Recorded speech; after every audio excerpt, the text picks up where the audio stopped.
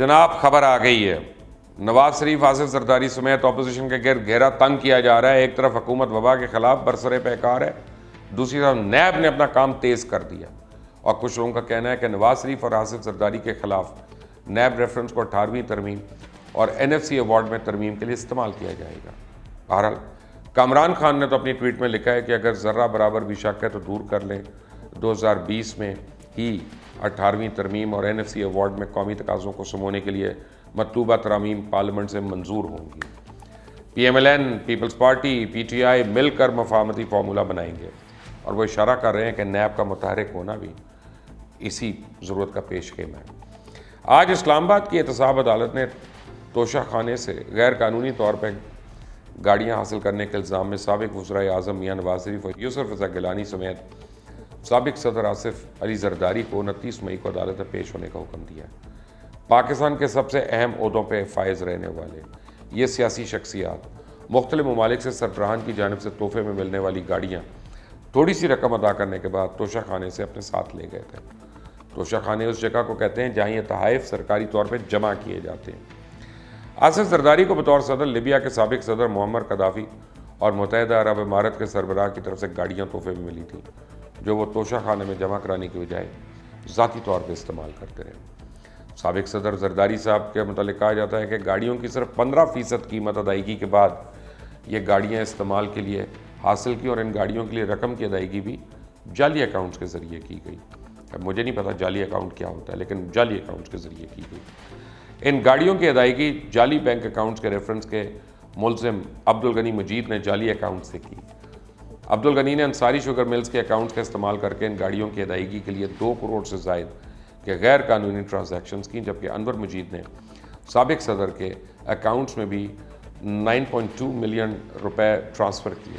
2008 میں سابق وزیر اعظم میاں نواز شریف کسی عوامی عہدے پہ تو تعینات نہیں تھے، لیکن اس کے باوجود اس وقت کے وزیر اعظم سید یوسف رضا گیلانی نے انہیں توشہ خانے سے گاڑیاں دے دیں۔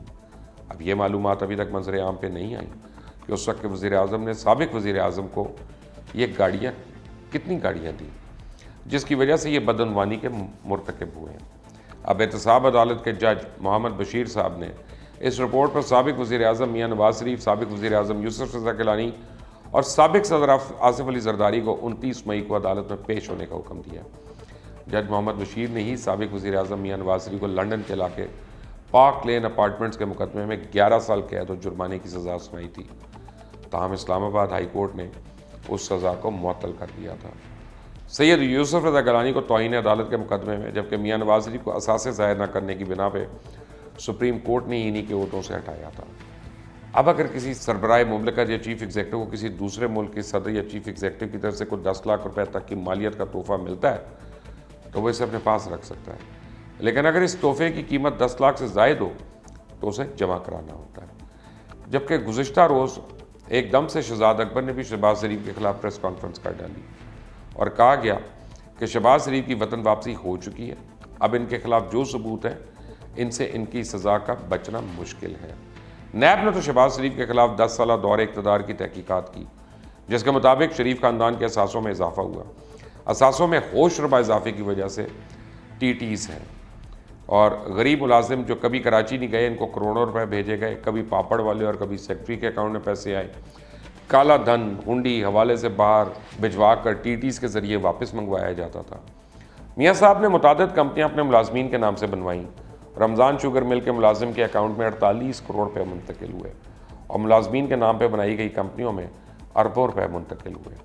جس کے نام پہ کمپنیز بنائی گئیں اس کی تنخواہ 18 سے 60 ہزار ہے، اور شہباز شریف کی کمپنیز کا ایک فرنٹ نیٹ ورک ہے۔